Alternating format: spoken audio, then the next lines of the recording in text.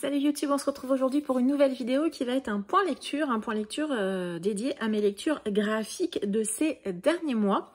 Point qui va être assez rapide, je pense. On va démarrer tout de suite par un titre que j'avais reçu via la masse critique de Babelio.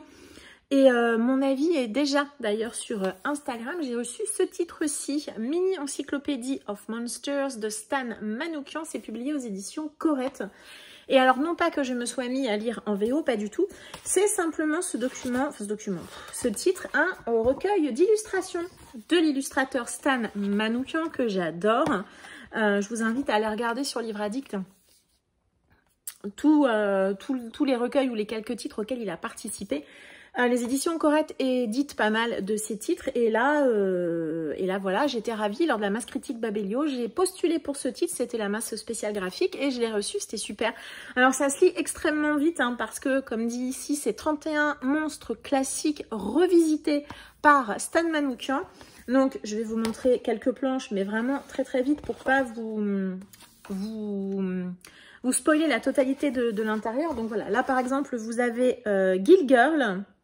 Je ne sais pas trop de quel univers il s'agit. Et là, vous avez The Bunny Mummy. Donc, en gros, c'est la momie réinterprétée façon lapin. Donc, le principe de l'ouvrage est extrêmement simple. Vous avez une illustration pleine page où l'auteur réinvente. Je vous en montre juste un autre.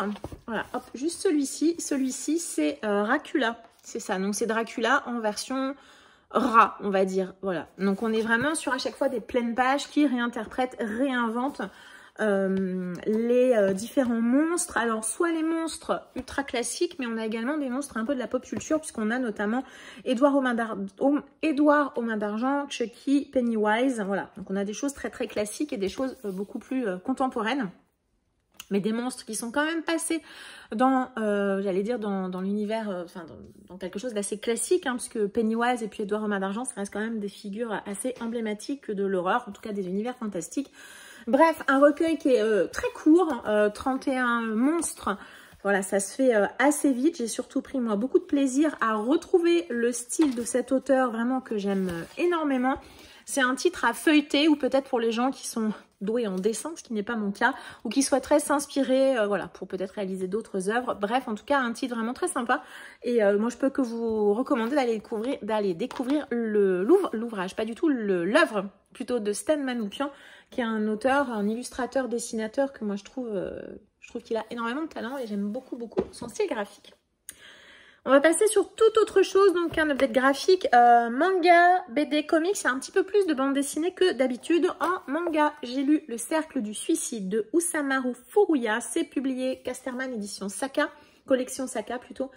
Je ne suis pas certaine que vous pouvez encore l'acheter neuf. Je crois qu'il n'existe plus qu'en occasion. Donc, par contre, soyez vigilants parce que moi, ce titre-ci, je l'avais trouvé en brocante à un prix plus cher que brocante, mais à un prix quand même très raisonnable parce que je crois que je l'ai payé dans les 15 €. Sachant que c'est un titre que parfois certains vendent à des prix défiant toute concurrence, on va dire. Certains pensent qu'ils vont être millionnaires en vendant des livres, probablement.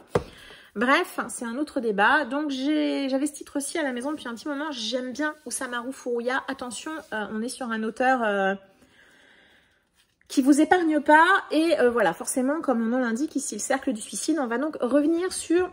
Alors, c'est une histoire qui a défrayé le Japon il y a vraiment très très longtemps.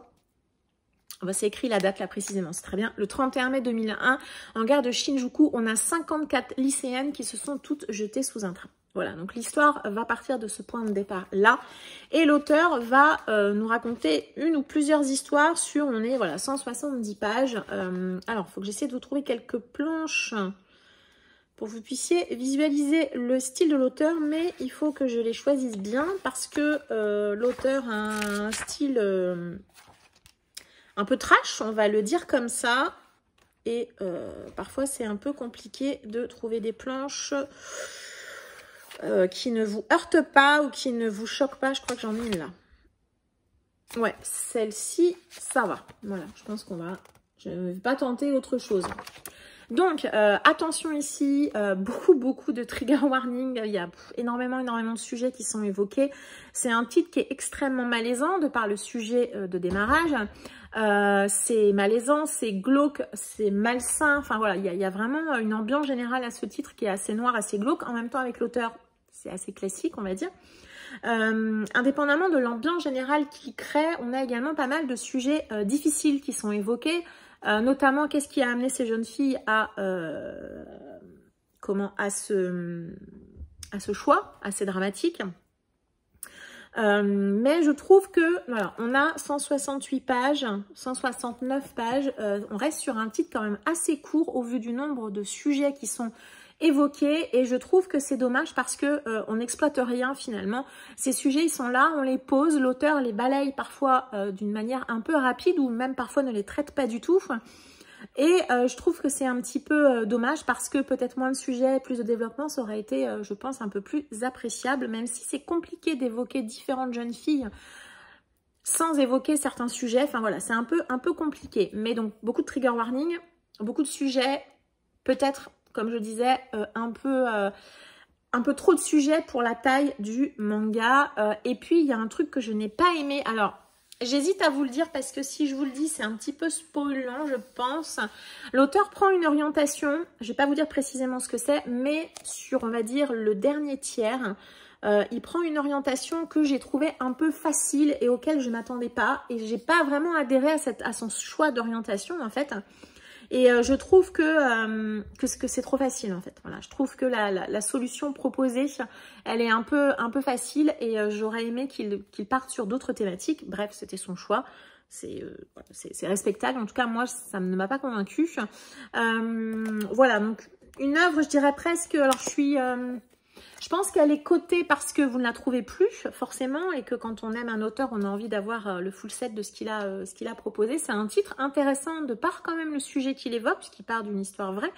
Mais je reste un peu sceptique. Alors, je l'ai lu. On ressent bien le côté noir, malaisant, glauque, gênant, et puis il y a plein de choses évoquées qui sont quand même difficiles. Donc ça, on l'a bien. Mais je me demandais comment ça allait finir, et le choix que l'auteur a fait, j'ai pas particulièrement adhéré. Si vous avez l'occasion de le découvrir et que vous n'êtes pas trop sensible, que vous n'êtes pas trop jeune également, moi je vous le recommande. En même temps, c'est un auteur que j'aime beaucoup. Malgré voilà, tout le côté ultra malaisant les sujets sur lesquels il travaille, mais c'est un auteur que j'aime bien. Comme vous l'avez vu, on peut pas dire que le dessin soit beau, mais on est quand même sur une histoire ultra réaliste et ça colle plutôt bien. Voilà, on est sur... Voilà, sur des sujets même difficiles. Donc finalement le titre colle bien. Voilà, finalement le style graphique de l'auteur colle bien à ce type d'histoire. J'aurais pas aimé quelque chose de plus rond par exemple, non. Finalement ça colle bien à l'histoire qu'il propose. Donc au niveau du dessin, voilà, ça passe, on va dire, ça passe. Même si je pense pas que je m'achèterais un artbook de l'auteur, hein, parce qu'au niveau du dessin, voilà, on est sur des choses une histoire un peu contemporaine quand même, donc. Voilà, sur des choses assez, un peu de trame, il y a des pages, il y a beaucoup de pages difficiles, il y a beaucoup de choses un peu compliquées, donc voilà. Bref, c'était plutôt, est-ce que c'était une bonne lecture? Ça a été un petit peu une déception quand même, je pense, mais je pense que je vais le garder parce que j'aime beaucoup l'auteur, quitte à le relire d'ici quelques années, pour vraiment me dire est-ce que j'apprécie ma lecture ou pas? Voilà, c'était une lecture alors agréable, vu le sujet c'est compliqué. C'est une lecture intéressante et instructive, on va dire ça comme ça. Ensuite, on va passer sur un comics. J'ai lu Les Sirènes de Gotham, Urban et DC. J'avais eu ça dans les fameuses collections qui... Je crois que ça n'existe plus maintenant, les collections à 4,99, je sais plus. J'avoue que je suis tellement fan des Urban Nomades que je ne me penche plus trop sur ces collections-ci. Donc ici, on a simplement plusieurs histoires qui mettent en scène différentes héroïnes de Gotham. On a Harley Quinn, Poison Ivy et Catwoman. Je crois que c'est les trois que l'on voit. Le dessin, il y a plusieurs histoires, donc plusieurs dessinateurs. Mais globalement, les dessins proposés, je les ai beaucoup aimés. On a notamment des pleines planches comme ça que je trouve, moi je les trouve absolument sublimes. Donc on a plusieurs dessinateurs qui mettent en scène voilà, plusieurs personnages. Au niveau des histoires, elles sont plus ou moins indépendantes. J'ai eu sensation à un moment qu'il y avait un petit lien entre ces histoires. Bon, ça m'a pas particulièrement gênée, mais j'ai quand même eu ce sentiment que je n'aime pas trop quand je lis des comics, qui est que je passe à côté de quelque chose. Ça, c'est quelque chose dont je suis pas particulièrement fan. Il y a 3 histoires, je crois, ou 4. Bref, plusieurs histoires. Le dessin est beau, mais globalement, j'ai pas aimé particulièrement ce que j'ai lu. C'était pas désagréable à lire. À chacune des histoires, on rencontre un méchant de l'univers de Batman, donc ça aussi c'est plutôt sympa.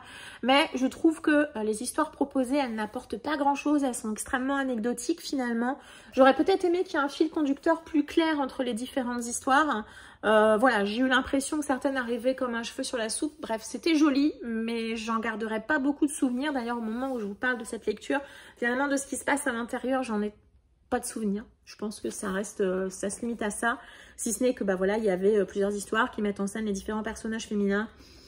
Voilà, en dehors de ça, c'était joli, c'était distrayant, mais rien de plus. Et clairement, c'est pas un comics que je relirais. Donc, voilà, je pense qu'il va repartir assez vite.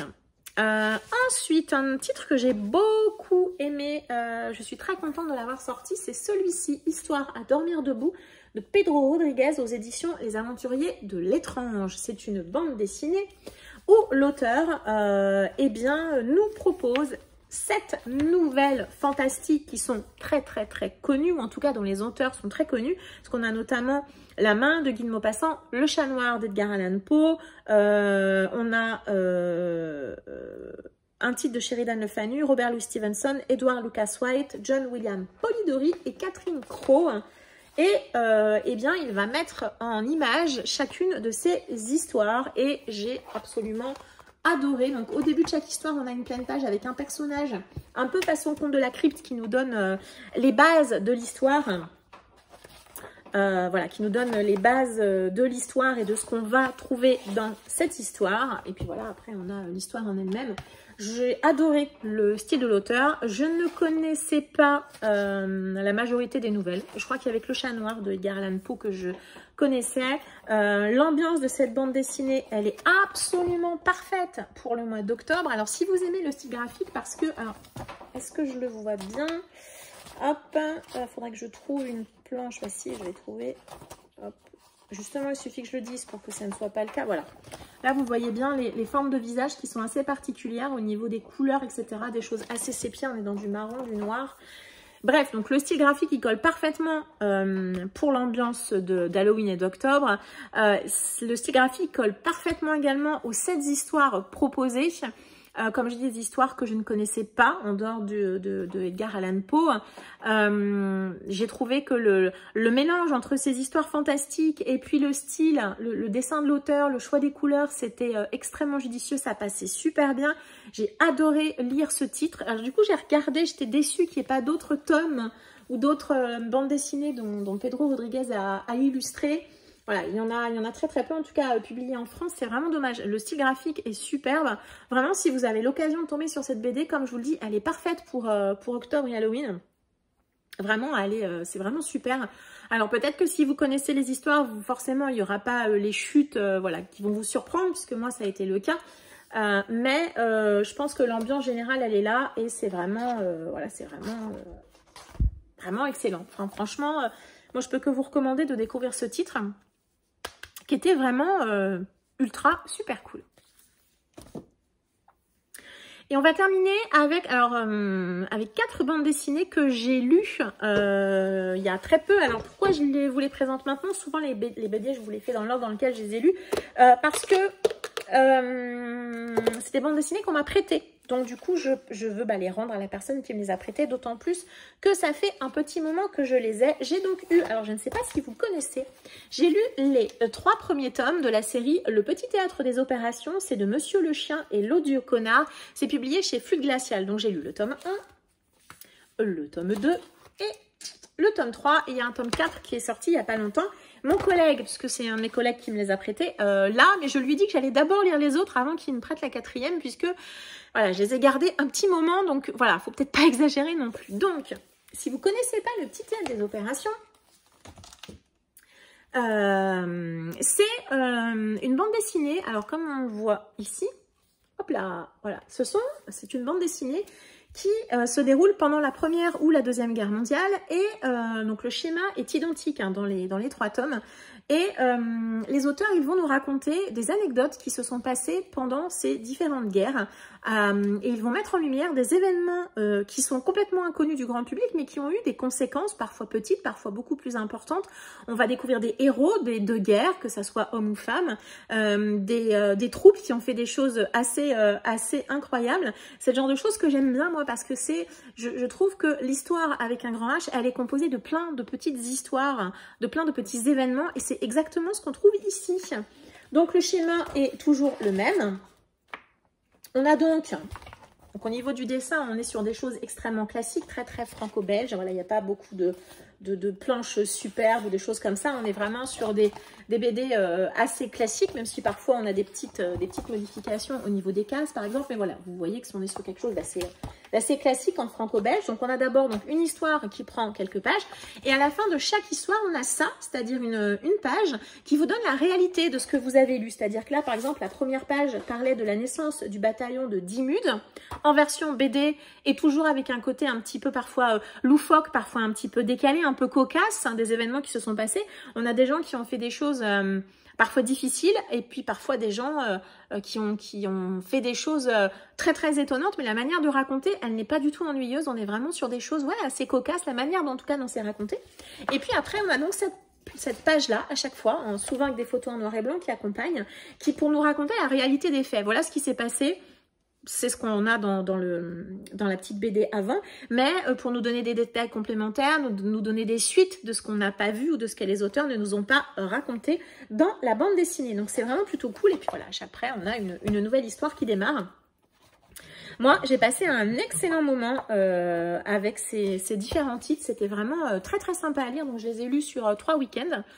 J'ai lu vous savez que je fais un graphique par semaine, donc je les ai lus à chaque fois pendant un week-end. C'était vraiment sympa de plonger comme ça. Donc il y a Première et Deuxième Guerre mondiale, il y a des événements qui se mélangent un peu comme ça. C'est assez intéressant, en tout cas moi je trouve, d'avoir la petite histoire dans les grandes histoires. Je trouve que c'est ça aussi qui donne du réalisme, voilà, à l'histoire. Il n'y a pas que les généraux, pas que les grandes personnes, j'allais dire, enfin voilà, vous voyez ce que je veux dire, qui ont changé l'histoire. Il y a parfois des petites gens aussi qui ont œuvré, et des inconnus, des gens qui sont tombés dans l'oubli, mais qui ont aussi réalisé des grandes choses, ou parfois des choses plus petites, mais en tout cas des choses importantes et impactantes. Donc c'était vraiment super. Et à partir du tome 2, il rajoute une planche que j'ai trouvée vraiment sympa. Alors on ne l'a pas à chaque fois, donc on a toujours les pages qui racontent l'anecdote, on a toujours la petite page grise, voilà, et à chaque fois régulièrement on a ça, donc c'est sur une seule page. Là par exemple on a pourquoi monte-t-on dans les avions par la gauche. Donc on a à chaque fois une planche qui explique soit une expression, puisque j'avais noté également qu'on a une page où on nous explique le café liégeois, d'où est-ce que vient cette expression, ce dessert, on va dire plutôt. Et puis, là, voilà, on avait pourquoi est-ce qu'on monte toujours dans un avion par la gauche, pourquoi appelle-t-on les tireurs d'élite les snipers, enfin voilà, des choses comme ça qu'ils ont rajoutées à chaque fois. Et c'était aussi très sympa à lire et très intéressant. Et j'ai lu, donc je vous ai parlé de 4 BD, j'ai lu une 4e bande dessinée qui est toujours prête. Donc on est dans la même collection que le Petit Théâtre des Opérations, mais cette fois-ci, comme vous vous en doutez, on est toujours avec Virginie Augustin et Julien Hervieux.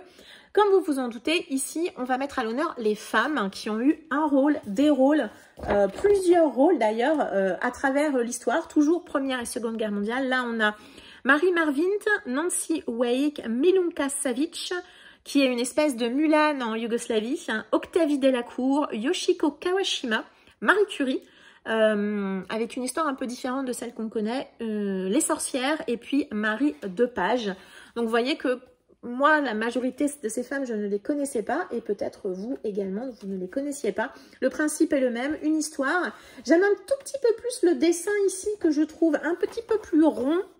On est toujours sur un dessin classique, mais un dessin peut-être un peu plus rond, je trouve. En tout cas, moi, j'ai bien aimé.